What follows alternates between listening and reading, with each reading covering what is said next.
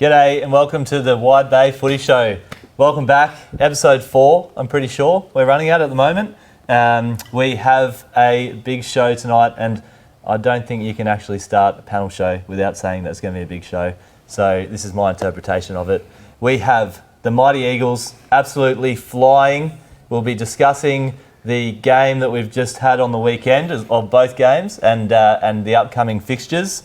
We've got a few trick shots which have been sent in. Must say, most of them are just me having pot shots, but they're still good, so stick around for them. We've got a 3-person panel this week, which I'm pretty excited about. I'll get over to the other 2 lads here, but they've got a good resume in football, so we'll get stuck in talking to them. Our first ever Zoom conference hookup, phone call, whatever you want to call it. So we'll have a crack at that, see how it goes. Try and do our best to bugger that up. We've got the handball comp as per, and we also have the house band. But this week it's not Deep Blue, it's a couple extra members, and they've turned into a hot carton. They're going to send us off. Let's go.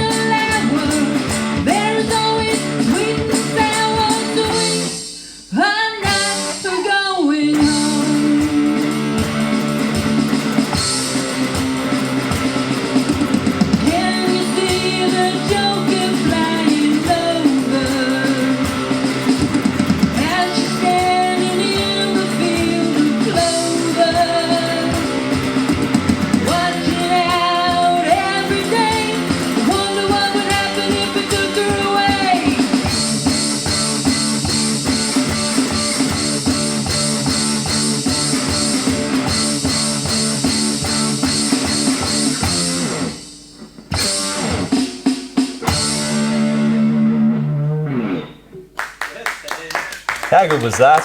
I must say, I never thought these words would come out of my mouth, but I'm a bit of a fan of hot carton. So awesome, awesome stuff there, guys. Anyway, let's get on with it. Pretty happy, or not happy, I'm indifferent to announce that I've got two new panellists on the show with me today. Griffo obviously can't join us, so we've got Daniel Nimmo here from the Mighty Across the Waves, Ultimate Resi, and we've also got Jason Baulch. So welcome on, guys. Thanks for coming out and filling the void. Pleasure to be here, Jimmy. Yeah, no, good to be on. Thanks for having us, first of all, and filling the hot seat, filling some big shoes tonight with Griffo not being here. Unfortunately, he's down in Melbourne for a funeral, I believe, but we'll keep the seat warm, and hopefully it will be his when he gets back here next week if we don't do too good a job on him. So. Yeah, it's good to be here, and I know Griffo's a left footer, but we won't hold that against him, and interesting to see how the handball competition goes later, because Griffo's never handballed in his life, especially inside a line like that, you know. Rightio, good start, boys. I reckon Griffo's in a bit of trouble here. Nimmo did tell me that he practiced that 14 times before he got here, so it come off well, mate. Congratulations. Well, yeah, it wasn't my best, but it was good. I'd like to just say Nimmo has given me a bit of a rundown on himself, so we've got some solid gold in there coming up, but we'll get to these guys a little bit later on in the show, so stick around for that. But obviously, first of all, like we always do, we'll get sort of stuck into the weekend's games that we've just had. So Across the Waves played Bay Power in both grades. And then we had Hervey Bay play Brothers in, I guess you'd call it the top of the table clash down there as well. So a couple of big games. But seeing as we've got the man himself, Nimmo, here from the Magoos at Across the Waves, we may as well give them a bit of screen time and and ask you how do you reckon you went on the weekend there, Nim? Well, it was tough. We had our coach, Flemmo, obviously pull out late with COVID, and the COVID's rife at the moment, Jimmy. So I think I had it last week. I was out, and obviously Flemmo had it. And I think we've got another couple of fellows out with it this coming week. So it was it was a bit of a pity that Flemmo couldn't be there, because Sponsors Day for us is a huge day. And it's almost like our grand final. So it was more disappointing, not for us as a team, but for Flemmo that he couldn't be there. And I've said Flemmo 3 times. He owes me $30. It's 10 times every time I say his name. But yeah, no, look, you were there to steer the ship, Jimmy, and we had a couple of blokes who were up and about verbally, and that sort of helped get us started. And it wasn't our best game. We obviously didn't get the win. But we had a crack, and we can be proud of that. We can go forward, hoping that the rest of the season we can do a little bit better and hopefully play finals. Yeah, yep. So obviously, coach goes down prior to the game, or earlier in the week, so knew it was coming, but had to step up and fill the shoes of reserves coach. I thought, well, the boys have had a couple of wins so far this year. It might be a sneaky chance of chalking another one up. But yeah, unfortunately didn't go to plan. But how do you reckon the preparation was in comparison to Flemmo? I really liked it. It was pretty low key. There was no yelling, but it was. We're up and about early, and often we're not up and about early. We're sort of just finding our stripes. And yeah, Jimmy, I don't know. I thought we started the game okay, but we let a couple of goals go early, and once we did that, we were chasing our tail, and it's never easy chasing your tail, especially in reserves grade footy where you may only kick 5 or 6 goals for the game. So when they put the first couple on the board early, you're in trouble, and we sort of fought all day, but we're behind the 8 ball from the start. Yeah, so up and about early. It just so happens that I actually had to leave at half time to go and coach the seniors. So read into that what you will, but the one thing that I don't think helped us is we had probably 4 blokes go down early, so we were playing, with no bench just after the first half. But Nimmo, you obviously didn't help that yourself with being yellow carded earlier in the game. One of our sort of gun midfielders. What can you attribute that to, mate? Well, look, Jimmy, I was sitting on the pine, and let me tell you, it's a long way for an old bloke like me to run to the pine, to have to come off the ground. And there's a long way to have to run back onto the ground as well. So, it wasn't nice being yellow carded. I was just giving old mate a hug and telling him how good a game he was playing. But the umpire, I thought, were probably trying to create a bit too much atmos. And your favourite word, Jimmy, atmos. Do love atmos. So he sent us both from the ground. But I'm sitting on the pine warming up the bench, and we just had blokes coming off left, right and centre. We had hamstrings, we had COVID, I think we had ribs and possible concussions, and I think we had shoulders as well. So it was it was just one of those days, sitting there not able to come back on, and blokes are going down like flies. So it was one of those games. It's the first time that I've seen you personally get sent off, but is that something that has been a bit of a trend for you over the years, or? No. So we'll probably get into my history later. But I was an umpire, and I sent plenty of blokes off. But I think it's probably the only time I can remember anyway in recent times that I've been sent off the ground. So normally I'm just there loving blokes and trying to play as fair as I can. But it was just one of those days we were just trying to get up and about. It was Sponsors Day, and the marquee was starting to buzz, and I thought, here we go, we need something here. And actually the little melee broke out in front of me, and it was probably 20 metres away, and I sort of stood there and I go, I don't want to get involved in this, do I? Don't I? Do I? Don't I? Do I? Don't I? And then in the end I went in, and I shouldn't have went in because I got 15 minutes on the pine. So anyway, lesson learnt, and we move on. Leave it up to the young blokes next time, mate. I reckon. I think you might be right. Bit old to be getting yellow carded. Yeah. Oh, we've got a couple of ultimate resis here as well, which also might have got a card. So old Lockie, we'll see him later on in the handball comp. But anyway, so Baulch down there at Harvey Bay.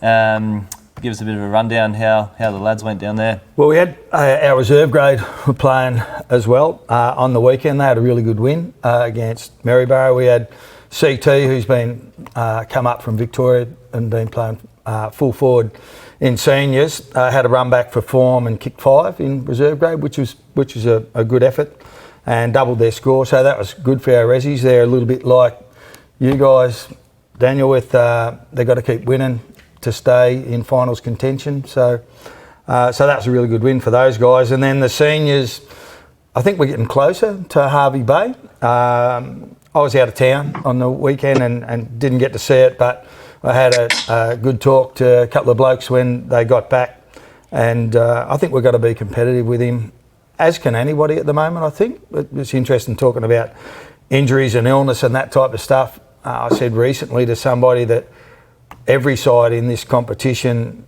is probably your 3 or 4 best players. You only have to have injuries to 2 or 3 of them, and you can go from top to bottom pretty quickly in this competition, especially where everybody knows everybody. But I know that the playing group were satisfied that we're on the way to improvement, and we had a couple missing too, even though Igna will always tell you down there that they got 47 blokes out, but we had a couple of guys out in our seniors, and it was good to see Cooper Tankey, who was an ex-Waves junior, was best on ground for the Mighty Bulldogs, and Jacob Gooder, who's been a fantastic little pickup for us, was second best on the ground again. He's just brings a real element of vision to our team.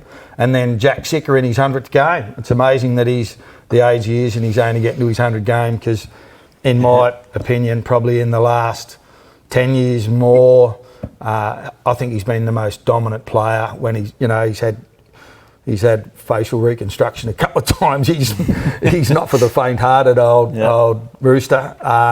But for him to be playing 100 games is a good effort, considering how much surgery and personal sacrifice that he's put himself through. That's a great effort. No, 100%. We had a bit of chat about him last week. So, but I'm definitely not falling for the fact that he had players out after Grogan pulled the wool over my eyes a couple of weeks ago and said there's 15 blokes out and they turned up. So that's interesting you'd say that, Jimmy, because some of our blokes were talking about that there's only Queensland Parks and Wildlife who gave out more permits than you guys last week. So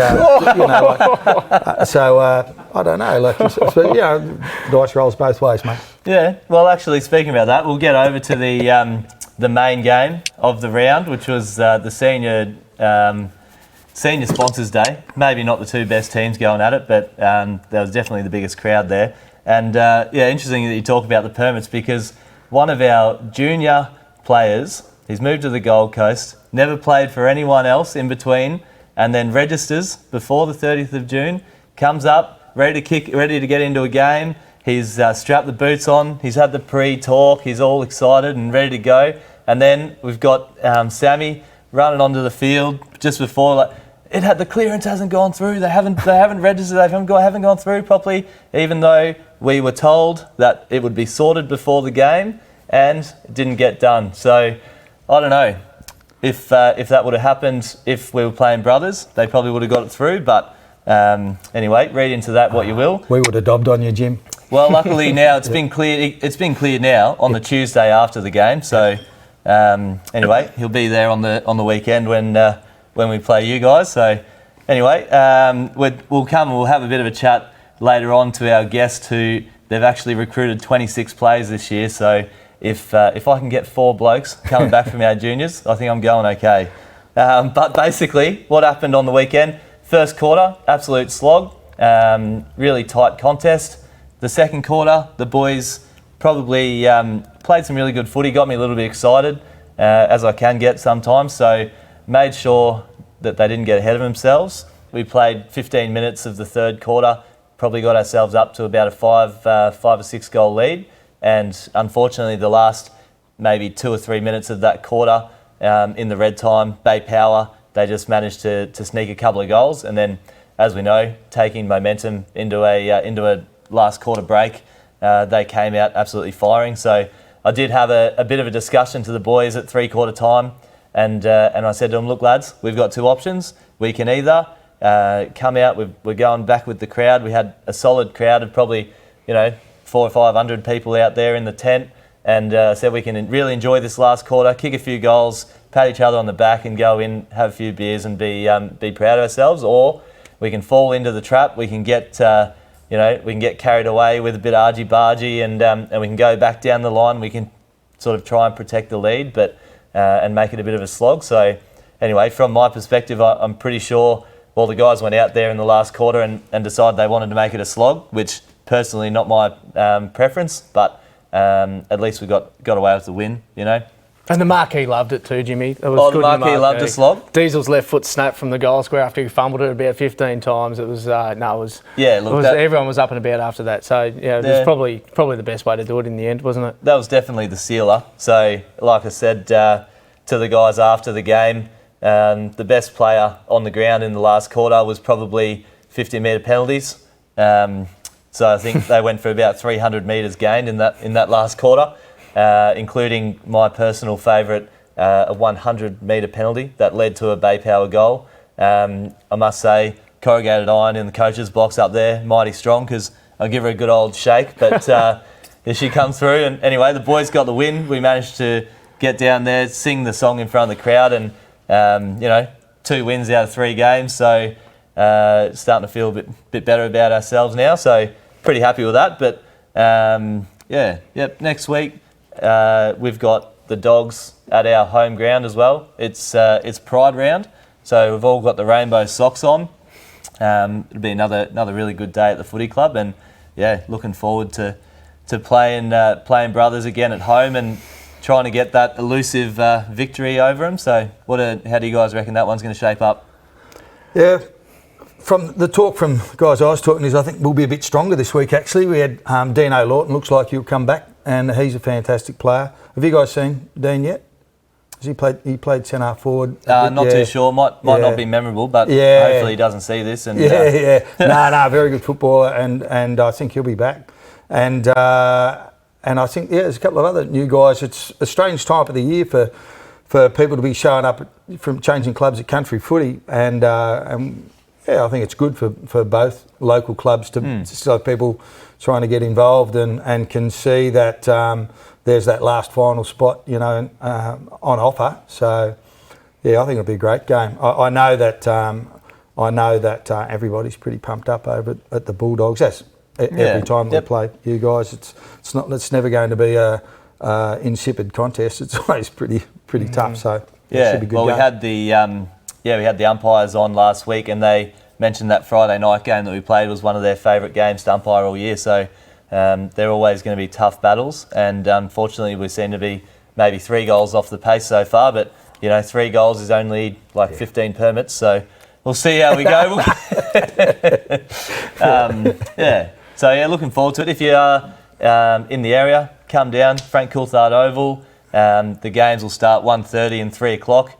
We actually had a bloke I ran into after Sponsors Day, first time he'd ever turned up, and he came up and shook my hand and he said, "You know what, this was unreal. You've got us." They went and bought a shirt from behind the bar, and they said, "We'll see you next week." So anyway, hopefully they're not disappointed on the on the second attempt, but that's excellent. Well, in the twos, it's really a mathematical equation for us. Like you make your own bed and you sleep in it, but we probably haven't put the score on the board during the season that we would have hoped to, and it's a do or die game for both us and for you guys, the brothers, on Saturday. So, it's pretty simple. If we win, we play finals. We get that third spot on the ladder, and we'll play finals. And if you guys win, you guys will play finals. It's pretty cutthroat, and so it should be a good game. We're really looking forward to the twos, to the challenge on Saturday. I reckon it's going to be a red hot game, and we can't wait to get out there and get on the paddock and have a red hot crack. Yeah, the twos are a bit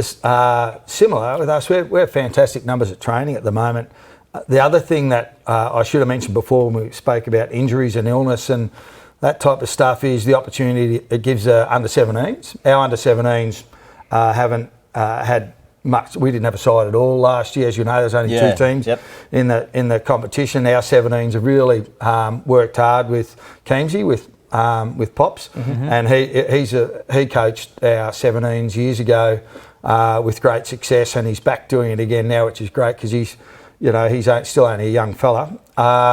But it's giving our under-17s an opportunity to play senior footy, and that makes it a better spectacle even for their parents to see, well, they're not having any success in terms of the scoreboard in the 17s, but they come along and play reserves and seniors and hopefully get a win there too. So that's probably been like silver lining, I suppose, for the doggies the last few weeks. Yeah, yep, 100%. I can actually, in our position that we've been in a bit short quite a lot of the year, but we've played a lot of under-17 players. I've probably leaned on them a fair bit to play 2 games and to come up, and they've been some of our best contributors all year. So Absolutely. You really you find a bit in these young fellas when they come up, and hopefully we don't bloody wear them out too much. But and often we'll give them a start in the 2s, and then they just dominate the 2s. We had a young fella there on the weekend, Chase, and he just absolutely dominated the 2s. Yeah, didn't he? Didn't he? Chasey, if you're watching this, mate, got right up. He took a couple, and it was impressive to watch. And he's one of those fellas that probably put his hand up for a berth next week in the senior squad. And that's what it's all about, isn't it? Just blooding those guys up from the 17s into the reserves and straight up into the seniors. I've taught Chase before at school. Good bloke too. And so I've taken a bit of notice of him over the last couple of years. And same thing with the Eagles 17s last year. Didn't have any great success, but he's a fantastic footballer. Yep. And it's great that he's going there, and he can probably thank his phys ed teacher at some stage. Well, absolutely. And I think he's in the Lions Academy at the moment with a few of us, a few of the other blokes, and they're doing quite well. So good luck to them, and it's good to see him getting a run. Like I said last week, we had send your trick shots in. I've got one more trick shot from someone else, and then the other 2 are just me having pods after training. So please send them in and see if you can do better than these ones. We'll see who we've got coming up first here. But I might have also put him on the spot. Oh yeah, here we go. Moz, Sponsors Day Eve. With the classic banana get around and the celebration. You got to love that. That's quality. Yep, especially at 11 o'clock at night when you can still pop the banana from the pocket at that time. Then he's going pretty well. He's backing up again for us here on the drum kit. So that's the first one. Pretty happy with that. If you reckon you can beat it, yep, I'd like to see it. That was good. And then the next one here, we'll see what we got coming. Oh, that's myself inside the clubhouse. Get around him! Get around me. Where's my bloody spectators coming up and chasing me down? For those that... can we play that again, Phil? I don't think I've seen that enough yet. That is inside the club rooms and over the fence. That's Stevie Johnson-like, isn't it? Was there no crowd there by then because that was your 1000th take? No, that was before training. That's why no one was there. Checking. Just checking. And then we've got the third one here coming up. We've gone the opposite angle. I think this one's through the gate, under Diesel's legs, through 2 cones, and then dribble through the goal from about 40 out. Yeah, that's it. Rightio, let's see what happens here. My bet is it's going in. Through the gate, under the legs, and if Joshy Hey-Ho wasn't in the way, there she goes. Josh is impressed too. Look at him. I think the reaction from Joshy there makes it, I think. Anyway, I've got the best score on handball. I've got the best trick shots. So, come on, I need to see something from the community. Otherwise, they won't be able to fit my head on the camera.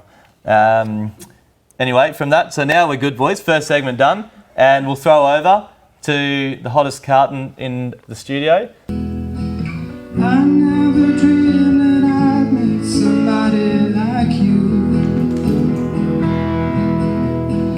I never dreamed that I'd lose somebody like you. No, I don't wanna fall in love. This feeling gonna break your heart. No, I don't wanna fall in love.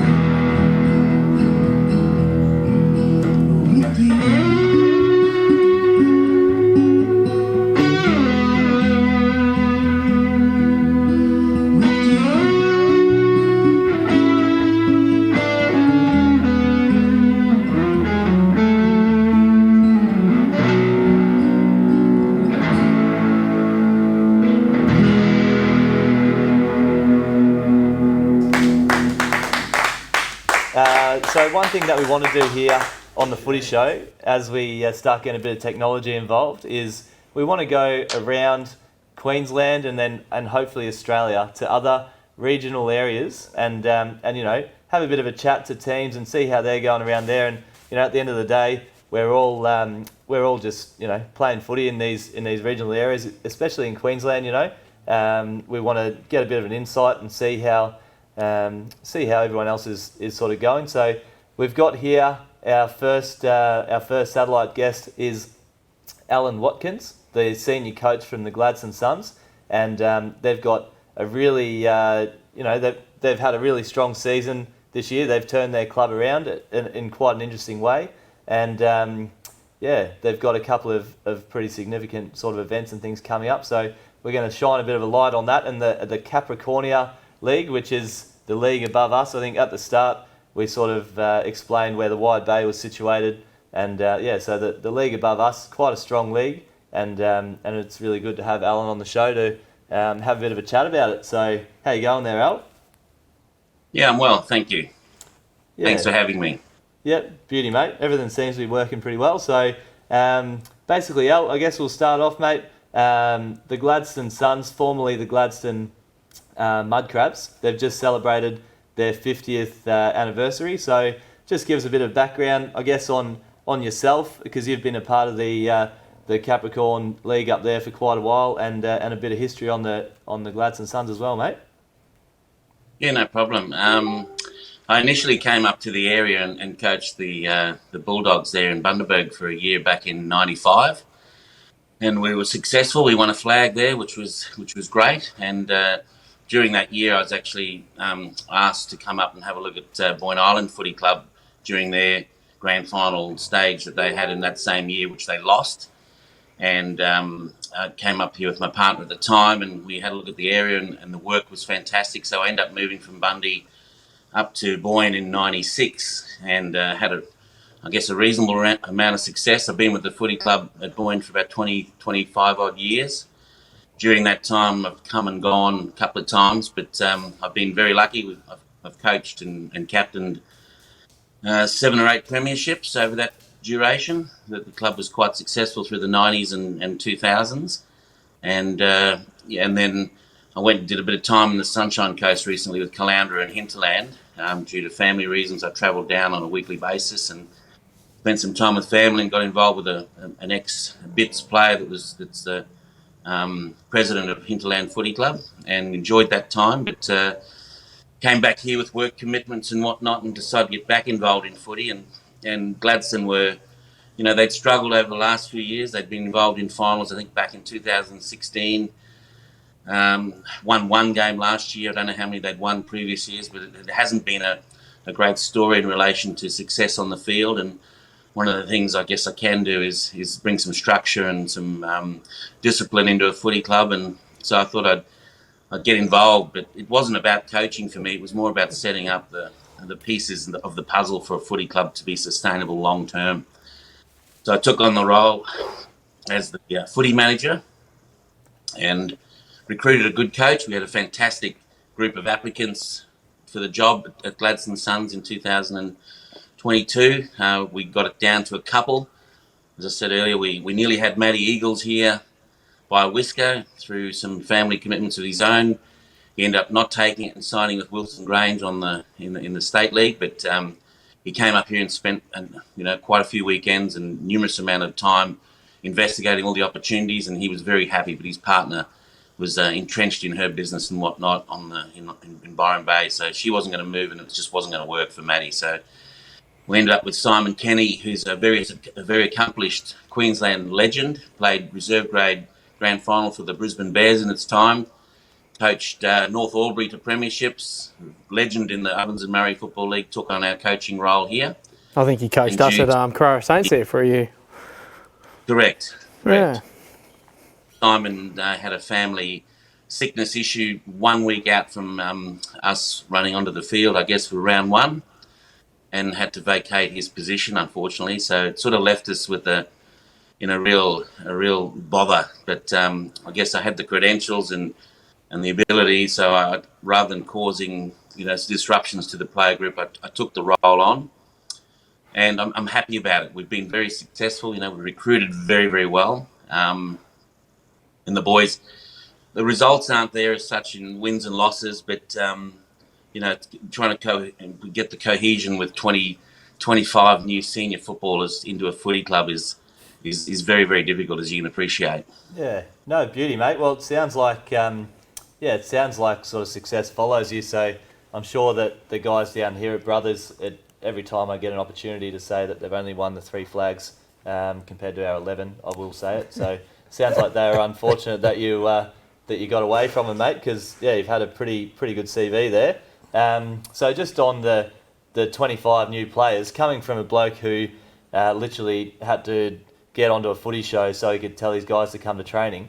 How do you get 25 new players? I guess Gladstone and Boyne itself is in a unique situation where one thing we don't have a problem with is very good, well-paying jobs. If you're a credentialed person, even a non-credentialed, labouring jobs as such, it's not an issue. So, I mean, we have full-time ads running in southern states and also in Brizzy and Sunny Coast, Toowoomba, where we could give guys, jobs 100K plus to start off with to come and join our footy club. If you're a credentialed, if you've got any trade background, you can get a job in this town. So that's not the difficult part. The difficult part is accommodating and getting them here and making them like the place. So we work very hard as a footy club to help people settle in and find their feet initially. And then once they're up and going, we seem to have a group that's quite happy with the situation, Yeah, nice, mate. Have you got any spots for a 31-year-old bloke with osteitis pubis, by the way? Just asking for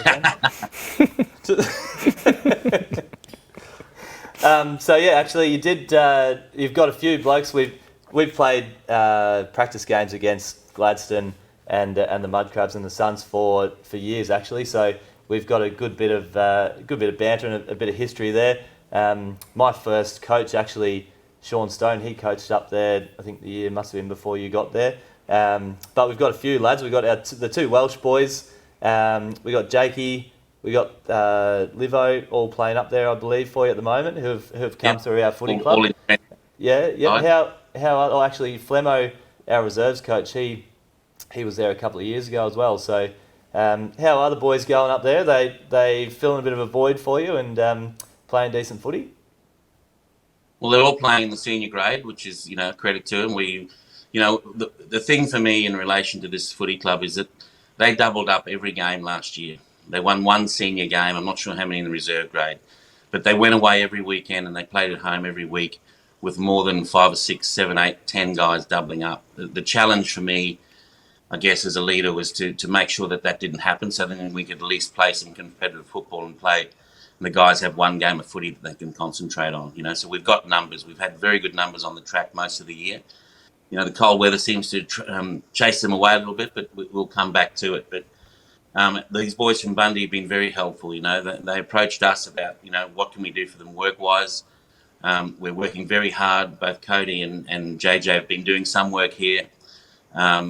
Getting them entrenched into long-term situations is difficult. But anyone with any sort of trade history has no problem. So Livo and Jake are working full-time up here and moved up here and happy and playing great footy. Livo, is at the end of his career, but the value he adds on the ground on game day is just exponential. You can't criticise that, that's for sure. Yeah, no, beauty. They're definitely 4 blokes that I'd still enjoy to be having on our team, that's for sure. Apologies taking them, but they came of their own accord. The relationship that Waves and Gladstone Suns have is much valued, and it certainly wasn't an exercise of. They've got heaps more though, Al. There's more blokes there if you want to have another look. Not for much longer. Brothers have knocked over a couple over the pre-season as well, and then between that and Suns, I think about time we got a little bit back. I think, but anyway. Well, it's called reciprocal. If we've got guys coming your way, they'll certainly go. In the reciprocal relationship should be there. Good on you. That sounds good to me, mate. You were just talking then about having a lean sort of few years up there, and I know that the league itself is actually is really strong. In particular, the Yeppoon Swannies up there. They got an article last year in AFL.com.au for the most wins in a row, I'm pretty sure. So how are they going up there? Are they still undefeated? And do you reckon there's anyone that's going to give them a bit of a run for their money this year or what? It's interesting. They're an absolute powerhouse in this league and they deserve to be because they do the work. footy clubs and success is not about just luck. It's people in the background that are doing the hard work to recruit players, retain players, and coach juniors and get those juniors coming through. So Yeppoon, if you wanted to model a footy club on how to do things right, I can honestly say I've been the enemy of that footy club for a long time through my Boyne Island career, but I admire them greatly for the structure and everything that they put in there, and I think if anyone wants to see how to do things properly, they do it. But the league here is consistently strong across the board than it's been for a long time. There's no easy games. I guess from Yeppoon's point of view, there probably is, but the other 5 clubs in the competition, every week we roll out, and I don't know whether we're going to win or not. We just need to be on our day, So we're playing Boyne Island at Boyne Island this weekend. That should be an interesting clash. I'm going home to my home club of 20 plus years. It's always an interesting visit out there, but we've got a side that could beat them, and we're 2 love down at the moment. So this is the 3rd game of the year. We're playing for a particular piece of trophy hardware that's been amongst the 2 clubs for a long time. So we'd like to win that back, and the league itself is very strong, and we sort of want to maintain that, and if not, grow it. So the Yeppoon model is something everyone should have a look at, and just make sure that that we can keep growing this great game. Do you have any, you talk about growing it there, do you have any sort of opinions on what that might look like? I know there's always quite a few discussions around our competition in the Wide Bay on growth and what that would look like, but being quite an isolated sort of area, it's always a little bit difficult to commit to. But you guys are in a similar boat. I think it's roughly an hour and a half or so would be your furthest road trip, which is similar to ours. But do you have any ideas what a sort of future growth in the Capricorn region might look like? I do, and I have a part of my legacy, I think, that I want to leave after being involved in footy in this area for such a long time is to see it have some real growth. And what Gladstone Footy Club are doing at the moment is we're trying to attract some stars of the game to raise the exposure. Gladstone Football Club, we do TV ads of our own. We advertise for players and participation across all areas in the region. We train in very public areas to make sure that we get as much exposure as we can, and that works for us. We've recruited players, juniors and seniors, through our exposure of changing our venue and being in public areas and being on TV and being on radio. And we've got a huge event happening on the 6th of August when we've got Stevie Milne and Jason Ackermanis and Ricky Nixon joining the footy club for the weekend. Stevie's actually pulling on the jumper and playing against Yeppoon that weekend.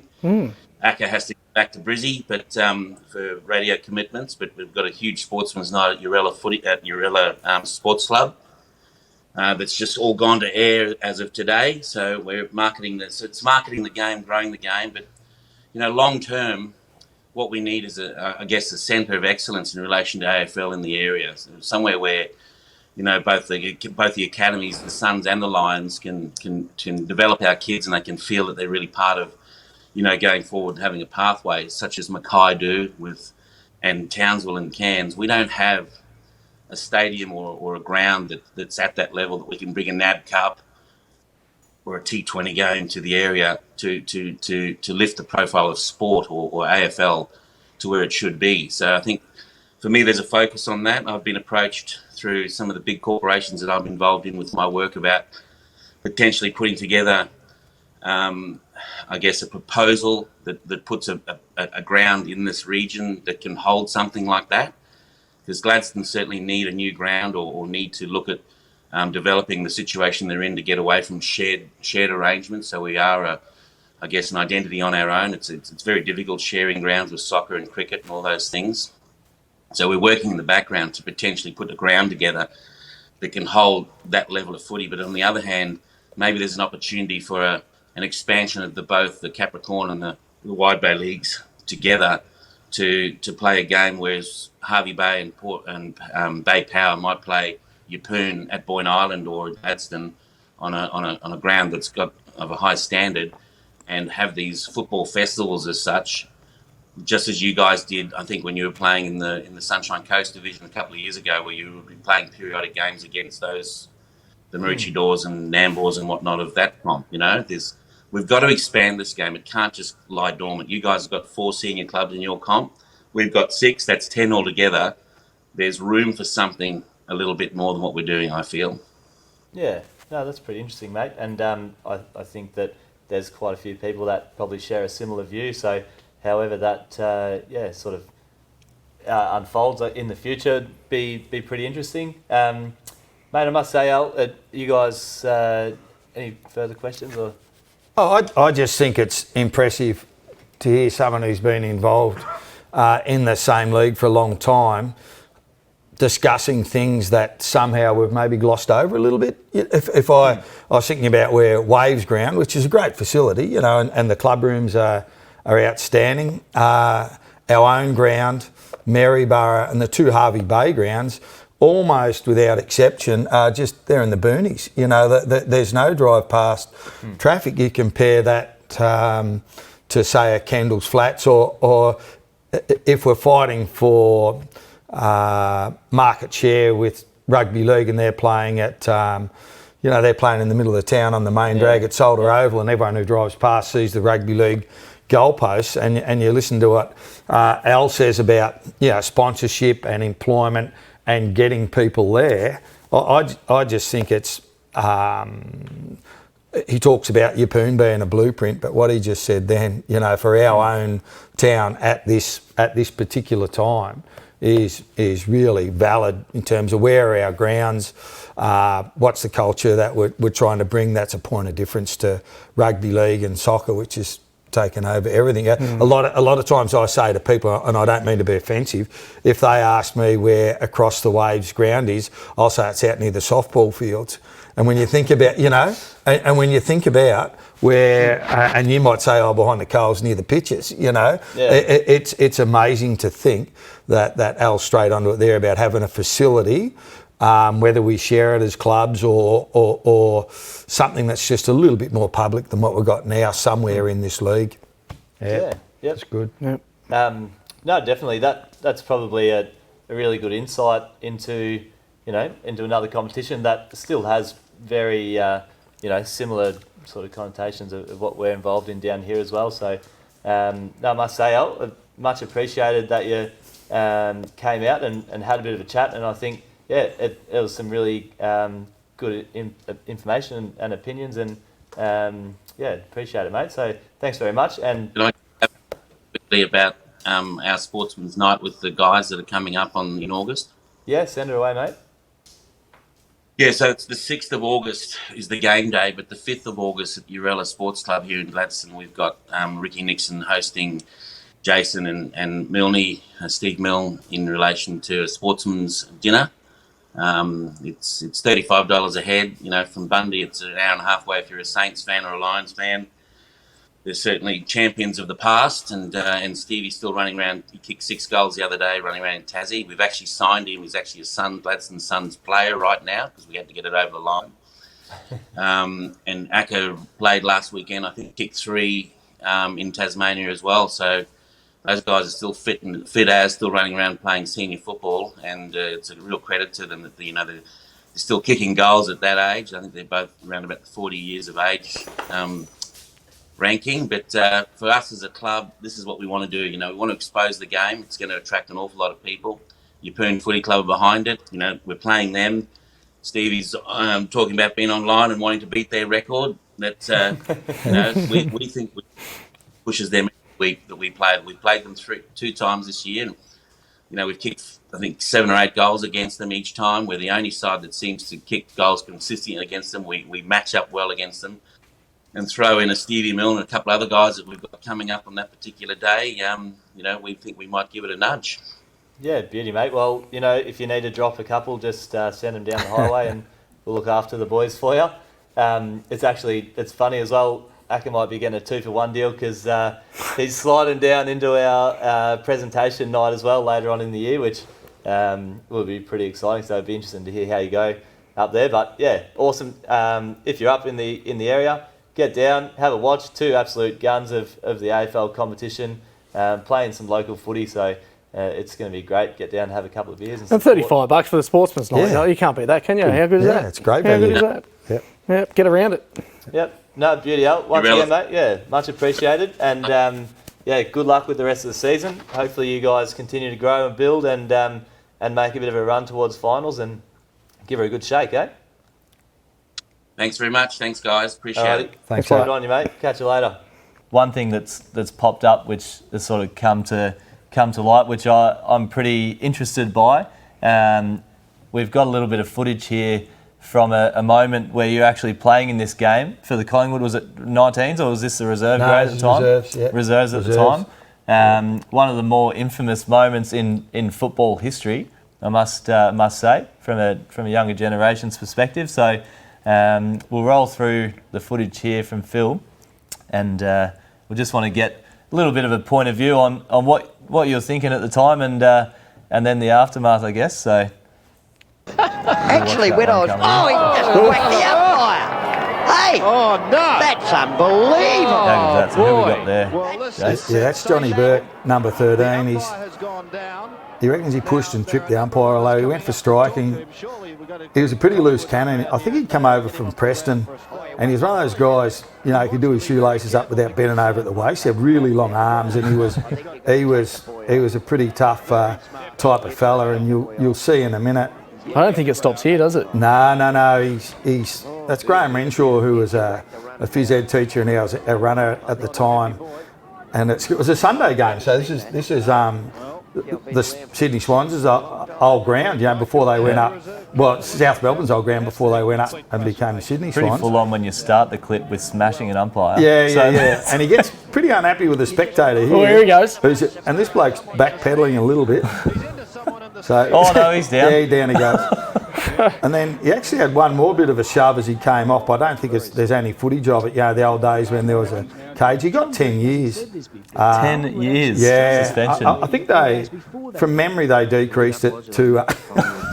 okay, there might have been a bit of striking involved, but looked more like a trip. Especially in that freeze frame there. Yeah, so I was on the bench when that happened, and my best anecdote about that is, so I came on when he went off, and he got 10 years, and in those days everybody had a pigeonhole at Collingwood, and your stuff all got cleaned and your boots got cleaned, and you know, blazers and ties and all that stuff. And because we had the same initials, I thought we're not seeing him again for a long time. So I went and got.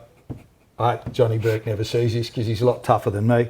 So I went and got all his stuff out of his locker and pinched it and just took it home. You know? So I doubled up on everything. It was Lovely work. pretty good value. Lovely work. Yeah. Do you remember at all what on earth started that? He was really highly strung anyway. You know, he played good footy in the VFA. He just was a loose cannon and highly strung anyway. And he was.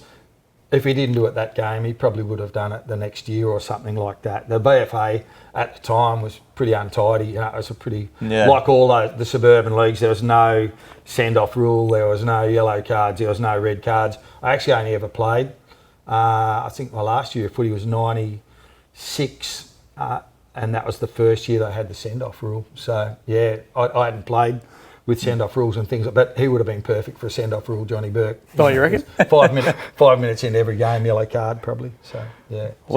Yeah. No, that's one of the more remarkable things that I've seen, I reckon, on a footy field. So a bit of good history there. So obviously 10-year suspension. You might have been thinking to yourself, I could be slotting into these boots here for a while, or just couldn't get over the line with cracking that senior side? Yeah, no, it was, like I said, it was, I probably had one of those years where I think the last year I was there, I went right off meat, you know, became a vegetarian partially because I was a broke uni student too, I think. But I did try and really behave myself and did. So when I left, I felt like I probably hadn't left much in the tank, you know. So I was satisfied with it at the time. I think on the back page of the Herald Sun in those days, they had the interchanges were in the Froms. I think I was 6 times in the Froms. I was pretty close to getting a senior game, but that's about where I was, you know, ultimate resi. Like nearly got a gig. Yeah, that's perfect. We've got the absolute show for it today for the ultimate resi. So some of us at different levels, but the ultimate resi is at Waves. A couple of the boys that are joining us for the handball comp are the pinnacle of ultimate resi, and then on a little bit of a different scale there, we've got Baulch here, ultimate resis, but you know, when you're playing Collingwood, Resi is probably not that bad. So. Long time ago, mate. Yeah. So obviously affiliated with Brothers now, and you know, been there for quite a while. How do you think what do you think the reason is the last sort of year that they've turned it around after the last couple? One of the biggest disappointments I've had at the club was the lack of playing support for when Jack Zicker was coach. Well, he's a fantastic player. We were talking about him before these hundreds. But I don't know whether it was just a perfect storm where we just didn't have the players, you know, like the club feeling was still really good. But he was a really good coach, a well-spoken coach, probably needed somebody that distances themselves from the playing group. But you've got a good balance of that. Jim, I know, you know, that your players, you seem to, you know, you've had good success with your guys and having spent a lot of time socially with them. But Brad Grogan, he'd coached before and coached losing grand final sides. But I think that's been good for the club to have somebody and really good numbers, and a bit like what Al Watkins was saying before, we had just 4 or 5 guys show up off the street. And that's in any country league. If you get 4 or 5 guys, it puts pressure on the last 5 who are trying to make it into and play first grade. They got to play well in reserve grade and train. And so for us, the turnaround has been complicated, but it shouldn't have had to be that big a turnaround because Jack was a really good coach, and before him, Luke, who was way more aggressive and that type of stuff.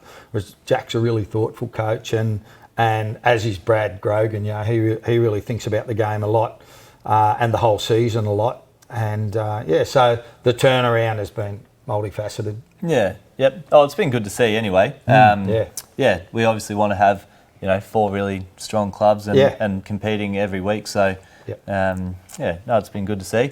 So, Nimmo, you've got a little bit of a story. So back in your early days, the reason that he's on the panel with us tonight is after Sponsors Day, a couple of frothies. I was walking around. We did a bit of a street talk, but I couldn't get any of the footage over the line because not one single person wasn't either drinking or swearing. So we've canned that. But one of the conversations that we had was Nimmo with his arm over my shoulder. He goes, "Yeah, I'll come on and help you out. You know, I used to be involved with a radio station down in Melbourne back in the early days. So you want to give us a bit of insight to that, mate?"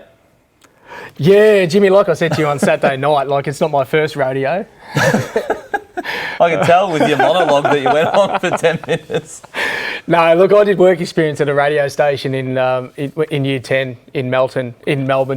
And from one thing led to another, and next thing I was hosting 4 different radio shows. 2 of them were sports shows, and reading the news, and you know, just sort of taking over the place and really enjoying myself. And on the Saturday morning we had a sports show. The AFL would give us a couple of media passes, and I'd take a different mate from school every week, and would head out to the MCG and would watch the Richmond games. And we'd get up in the commentary box and we'd watch Rex Hunt go about his work and Bruce McAvaney get amongst it, and just the masters at work. And there I was as an aspiring sort of commentator, just going, how good is this? And then we'd go down to the change rooms afterwards and would put the dictaphone up to the players and we'd get an interview. And you know, but back in the old days, these days you got the coach sitting behind a panel and he's got the banners up there and you know, with the sponsorship and all that sort of stuff. Back in our days, we're in a little room. Well, you know, John Northy's in the middle and we're holding a phone, a dictaphone up to his face and asking him all these questions. And but yeah, back on the radio show, the AFL would give us tickets to hand out to to the first call or whatever. So at 7:30 on a Saturday morning, I'd call, I'd put the call out. You know, first person to give us a call can win those tickets. And at 8 o'clock, I'd do the same thing. First person to call, still got those tickets. And 9 o'clock, then 9:30, then 9:50, 9:59. I'm putting out the same call. No one's picking up the phone and giving me a call. So at 10 o'clock, the show would end. I'd end up ringing mates from school and going, "Oi, I've got these tickets. You reckon you could maybe take them off me because the AFL expects me to give them away?" And no one's rang through. So not my first radio, but I reckon we've probably got more viewers tonight than I probably had listeners in 4 years of doing that. So you have got a good head for radio, mate. No, well, I've been told this many times before too. So you're not wrong. You would think that, Nimmo, but I still had to do our own trick shot segment. So bloody help me out, all right? No, that's pretty interesting, isn't it? Obviously being in the company of those guys and seeing them working. So it was really good. And you'd get up there and you'd eat your party pies and you'd have your free soft drinks. We were only 17 at the time, so we weren't overindulging. But I think I may have had a couple too many frothies on Saturday night and mentioned that story to you, Jim Bob, and that's how I've ended up here tonight. So no, you guys have been absolutely awesome and much appreciated. Talking about bringing the Atmos, we got one more song coming up from Hot Carton, and then we'll fire quickly through that handball comp at the end of the day.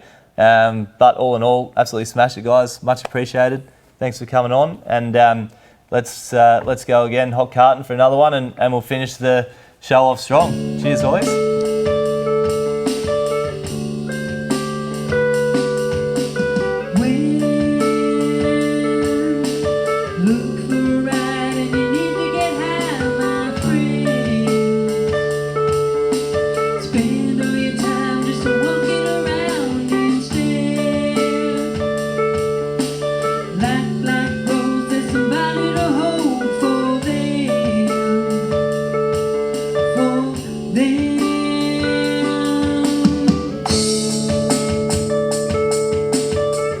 And in theme with the entire night, going with the Ultimate Resi's theme, we've got two of across the waves most ultimate Resis, Liam Price and Lockie McLeod. Welcome, boys. How we going? Cheers, boys. Good. How we feeling? Oh, yeah, good. Yeah, After sitting there on the sideline, we've been itching for our turn to get on screen, that's for sure. Beauty, boys.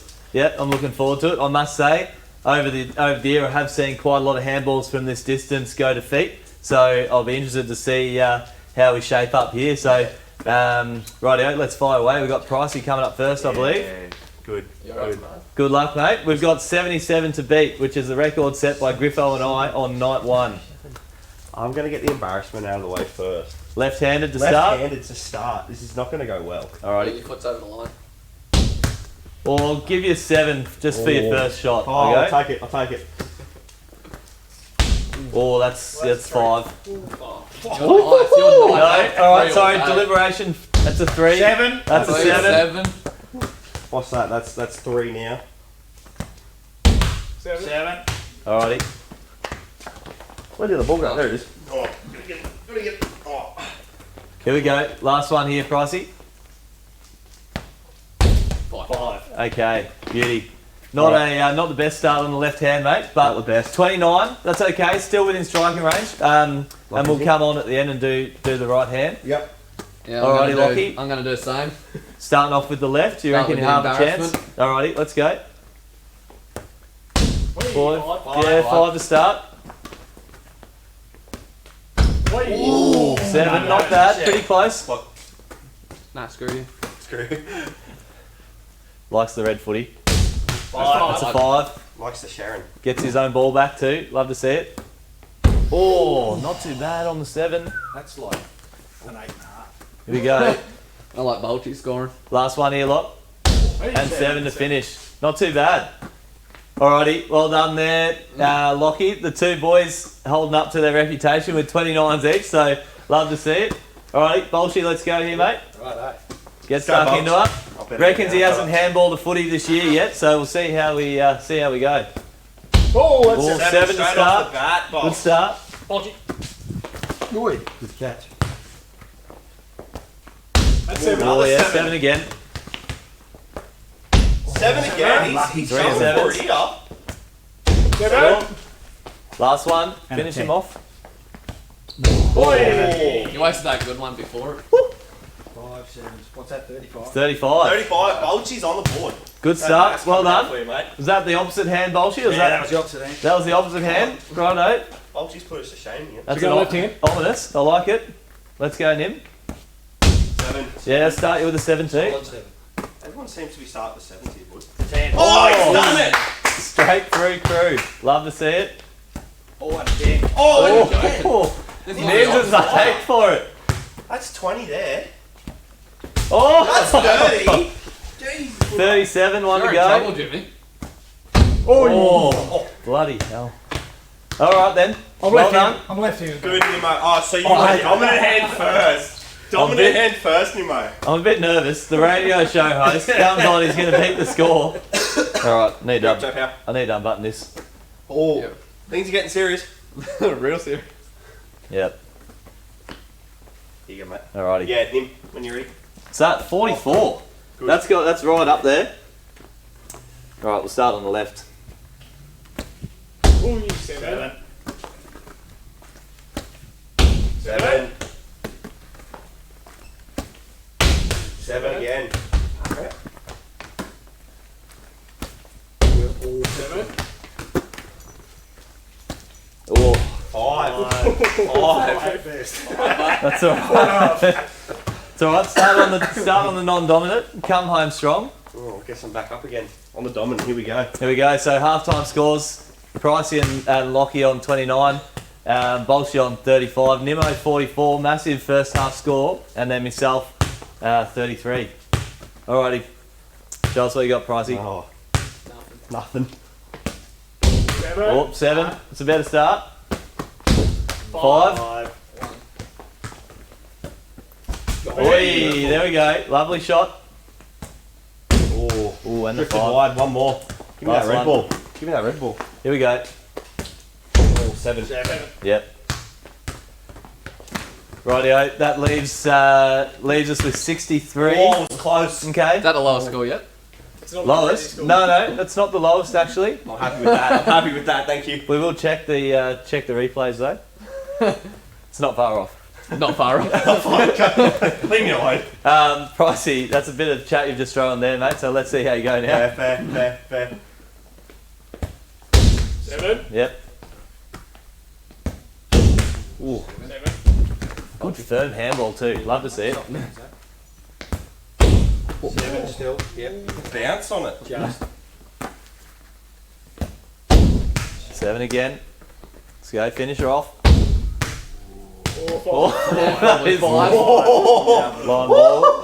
Going with 5. All right. How'd that end up for you? Ultimate Running Razzie's. worse than Liam. Ultimate Oh. Razzie's coming out. Yeah. Good, brother. Yeah. Oh, We ready? good effort, boys. Oh, dodgy. 7 here. Good start. Which one? There you go, mate. Yep. I'll be like the tennis ball at the Wimbledon. 7. There you go. 7 again. Yep. Bang. Oh, Baulchy. And the 10. Last one. Yep. Finish Red one, off. I like Yep. Oh, he's done me. He's gone for the old price. Oh, and the 7 to finish. Good, Baulchy. Good. Good score for a man that hasn't 73. handballed all year. Good, Baulchy. 73. Let's go, Nimmo. Come on, Nimmo. Oh, 7 there. I reckon your record's behind you, Jim. I'm concerned. I'm a bit nervous. Oh, Nimmo, 7. 7. Oh, he's done it. You're in trouble here, mate. 7. 7s. Oh, you want the red one for your last one? Finish her off, Nim. I promised Jim Bob I'd only come on if I missed the target, so. Oh. Oh, he's done it. That's good. He's on the Well done. And 80. Good job, mate. where is it? 82, new record. Oh, look out. Well done. That is the new record for now. That means I get to come back, does it? Hey? No, you Get to would come back have to the final been. You would have been able to come back if you grounded that last handball. Let's go, Jim. Rightio. She's pretty far out of reach, I reckon, boys. Oh! I'll take that as a 10. I'll give it. I'll give it. 13. I'll give it. I'm happy for Pricey to give I'll that give a 10. it. I'll Can we give him a hear 10. that? Give him a 10. Give him a 10. So that's 7. 7. Can he win it? Need 2 10s? Oh, 3 10s. They've only got 2 shots left. I think you need about a 28. 7. Oh, he's At done least we got one. Alrighty, well, like I said, I've been saying it all day. I was nervous about my gig once we got Nimmo and Baulch in here, but now I'm even more nervous. Nimmo, 82. On top of the leaderboard, mate. Well done. Yeah, no, That's good. Hopefully I get to come back for the grand final. So That's not bad for Ultimate Resis. Well, come over here then, Nim. We'll finish it off. I'll get out like we do every week. Thanks again for everyone that's come on. Have you watched any of the shows? yes, yep. So You know what we're doing? Oh, I know what we're doing. All right, who you tell? Tell them to the Resis at home. Tell them to... If you haven't got COVID, get to training. Love it.